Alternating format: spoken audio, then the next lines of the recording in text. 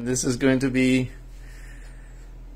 a bit of a cat in a bag kind of situation. Behind door number one, we have an air conditioner that was left on when on holidays, and obviously it wasn't set up for long-term drainage with a hose, just with a Tupperware underneath, forgotten about, left, and that thing overfilled and it flooded the room. I've had a dehumidifier on it, which is the same air conditioner, but it's got an dehumidify option on it, which runs at half of AC temperature on the low fan automatically, and it's taking water out of the air column, which is great. But I think it's time to pull up the carpet and look at that underlay. You'll see some other things I've done wrong here, which should be done better.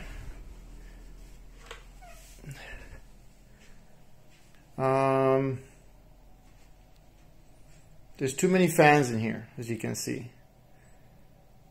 Too many fans, and this unit is trying to pull air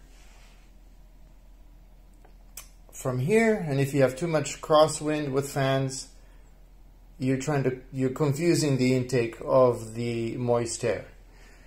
So I have way too many fans. So one fan is good to kind of move the air around, and that's it. As you can see, the underlay has stained the carpet. It's not the real color, the phone won't pick it up that great, but there's a stain. And it feels pretty dry. The dehumidifier has been running for a couple of days. It's kind of moister in different places, but you know, it went all the way up towards the door here. So about there, this is dry here, and that's a bit damp here. There is a funny smell, and it hits the back of my throat. So it's probably mold or just a wet damp. So I'm gonna start the carpet pulling from this corner. I made a little carpet tool. Yeah, this used to be a roller for painting, and then it became like a steel roller my dad made for me for rolling poly onto the sides of crawl space wall with the glue underneath it to roll out the glue to make the poly stick again. And I took that roller off, sharpened the heck out of it, and bent it over into a hook, and that's going to come in here and pull up the carpet, as you can see. So we'll get to that. But first, you want to have some sort of a dehumidifier in the room. I just got this set up like that. Empty it out all the time. Probably pulled a couple liters out of here in the last day and a half. Otherwise, this was vacuumed by our friend that found the mess while we were on holidays with my shop vac. It's not the greatest, and then she brought their shop vac over, and then came back with a carpet cleaning machine. So this was soap to your feet before, maybe, I don't know, half an inch of water or something like that. Now it's kind of wet to the foot, but dry in places. I removed those other fans. There should only be like one fan to move it around, so that AC unit can dehumidify, suck the air in from the free state of air, not being like moved around too much. This unit only runs on low at dehumidifying, but it's great. The unit that destroyed the floor is trying to fix the floor. So here is the hook. There's a tack strip under here. You just feel the edge of it right there. So the carpet goes underneath this baseboard. So I should be able to get in here and pull that carpet out. But I'm going to need 2 hands for that. Okay, so that was a one-hander actually, so there you go. All the videos out there that you watch have all the guys, the carpet guys, going, yeah, take the carpet out easily, but there is not really a video about how to get the carpet out when you have baseboards on with just, you know, with doing that. Which is pretty difficult. I did get a carpet tool in here, the one that you kick, but that'll be good when I'm putting this carpet back. So all you need is that. Make something like that. And you want it, you don't want to be just short. You want it to be nice and long hook, so it can go under the baseboard. Get under there, like that, see? Get that carpet out of there. So we're doing that. She's coming out.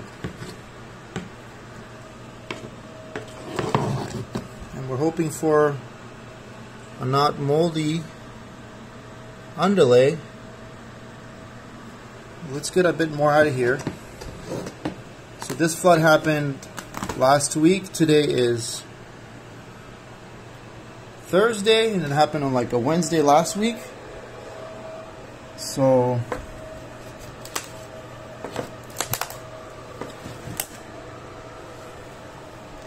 got the rust spots on the nail from the nail tacks.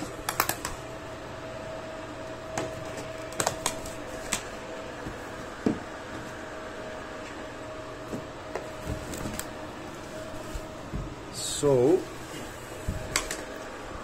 she's coming out now. And is she wet? Yeah, she's pretty wet. But if you rub this, you should, if it was mold, it would rub off. Let me turn the light on.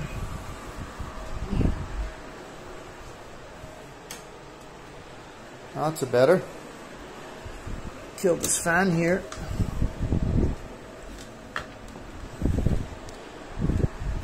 Alright, so how does this work under the fan? I mean under the heater. Oh, there's another tack strip closer to into the room there, so I gotta pull that up. Grab my hook. There. So this will be the harder one to put back in. Well, maybe not. Actually, there's lots of room behind that heater. Yeah, it's okay. Here she comes. It's a one-handed operation, by the way. So you should be able to do this yourself. Okay, so that's probably enough to fold half the room back. I'll have to move that unit to do that other side, and I will have to do that. But this unit does not need these intake-outtake pipes for dehumidifying because it's taking the air from here. So that can be disconnected. I'll roll the unit out, move it to over there so it can pick up the air from there while this is getting the moisture off it as it's drying.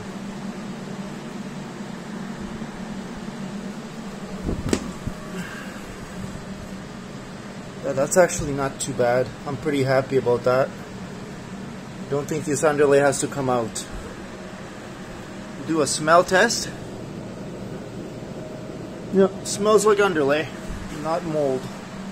And this carpet is not soaked, it's just damp. So you want to get at this right away. I waited too long and I'm not paying the price for sure, but could have. So let me pull this all up and then get the unit moved first. Okay, so I was actually wrong because this is using air conditioning at half power to dehumidify, to condense the moist air. So this is actually exhausting hot air out. So I cannot run this unit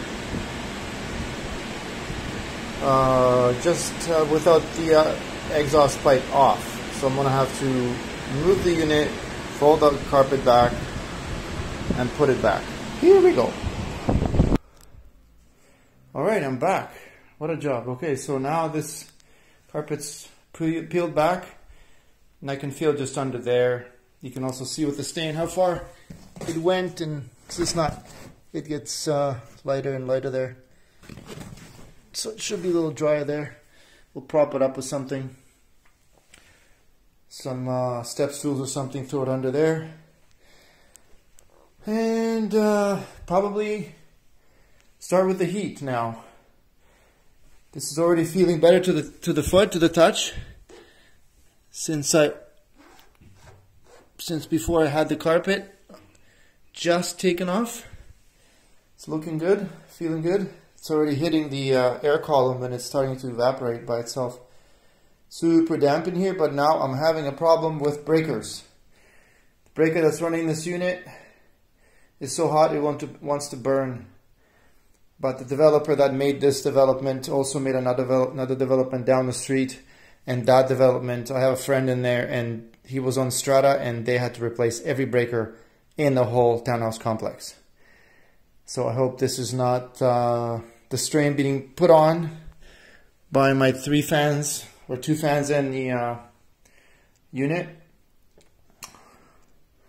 and tripping breakers.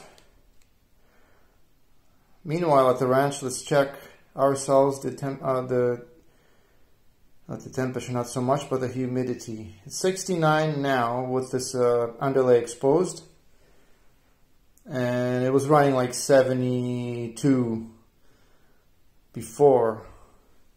So this thing pulled out a lot of water out of here. Let's see if it changes at the surface of the underlay. Yeah, there you go. Wet. Yeah, a room like this should be like maybe 50%. Wet underlay, 83%. That's just an example of the water infiltrating that and still going up. I think this will be fixed though. It was a good idea to take the underlay, to take the carpet off the underlay and then expose it. So that's where we stop about. Anyways, I'm gonna go figure out those breakers. You can accelerate the drying process by heat. Let's see if that heat comes off since it's so warm. 30 is the warmest, so let's rock and roll. Alright, she's there. And I'll go check the breaker because I don't want that breaker to be on the same as this unit. And looks like the HRV unit, which is the air recirculation unit up above the washer and dryer, also had a fault on it. So I unplugged it because it was interacting inside the panel somehow with the breaker for this room and these plugs. Yeah, and this thing is probably only 1500 watts or something. 1200 watts. There you go.